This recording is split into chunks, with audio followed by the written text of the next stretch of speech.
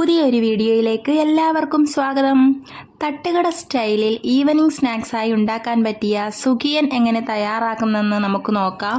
അതിനായി ചെറുപയർ 1 മണിക്കൂർ മുന്നേ വെള്ളത്തിലിട്ട് കുതിരാനായി വെച്ചതാണ്. 1 മണിക്കൂറിന് ശേഷം എടുത്തിട്ടുള്ള പയറാണിത്. പയറിനി കുക്കറിലേക്കിട്ട് ആവശ്യത്തിന് വെള്ളം ചേർത്ത് കൊടുക്കാം. പയറിൻ്റെ മുകൾ ഭാഗം വരെ വെള്ളം നിൽക്കത്തക്ക രീതിയിലാണ് ചേർത്ത് കൊടുക്കേണ്ടത്.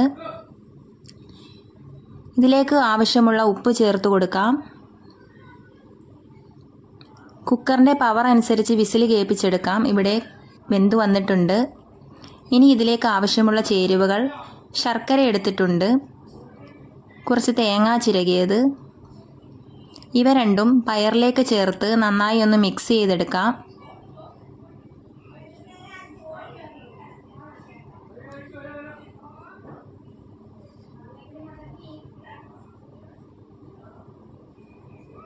നല്ല ചൂടുണ്ട്. ചൂടാറിയതിന് ശേഷം കൈതൊടാൻ പറ്റുന്ന പരുവത്തിൽ മിക്സ് ചെയ്തെടുത്താൽ മതിയാകും. ഇനി ഇതിലേക്ക് ചെറിയ ജീരകം ചേർത്ത് കൊടുക്കാം. വീണ്ടും ഒന്ന് മിക്സ് ചെയ്തെടുക്കാം. ഇനി ചെറിയ ഉരുളകളാക്കി ഇതുപോലെ എടുക്കാം.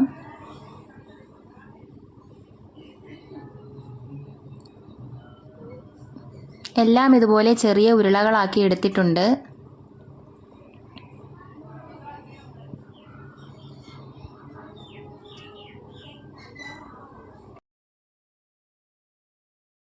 ഇനി ഇതിലേക്ക് ആവശ്യമുള്ള ബാറ്റർ തയ്യാറാക്കി എടുക്കാം. അതിനായിട്ട് 2 കപ്പ് മൈദ എടുത്തിട്ടുണ്ട്.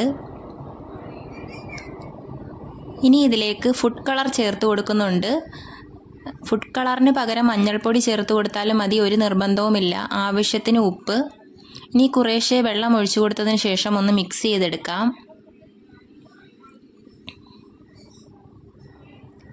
കുറച്ചായി വെള്ളം ഒഴിച്ചു കൊടുക്കാം.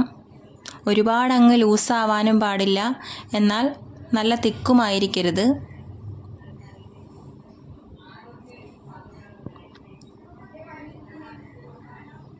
നമ്മുടെ ബാറ്റർ ഇവിടെ റെഡിയായിട്ടുണ്ട്. ഇതുപോലെ ഒരു കൺസിസ്റ്റൻസിയാണ് വേണ്ടത്.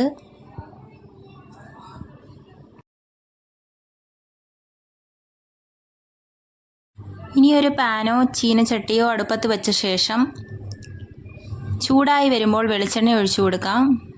വെളിച്ചെണ്ണ നന്നായി ചൂടായതിനു ശേഷം നമ്മുടെ ബാറ്ററിലേക്ക് പയറും തേങ്ങയും ശർക്കരയും കൂടി മിക്സ് ചെയ്തിട്ടുള്ള ആ ചേരുവ ചേർത്ത് കൊടുക്കാം. ഇനി എണ്ണയിലേക്ക് ഇടാം. ഇതുപോലെ ഓരോന്നും എണ്ണയിലേക്ക് ഇട്ട് കൊടുത്ത് തിരിച്ചും മറിച്ചും ഇട്ടൊന്ന് ഫ്രൈ ചെയ്തെടുക്കാം.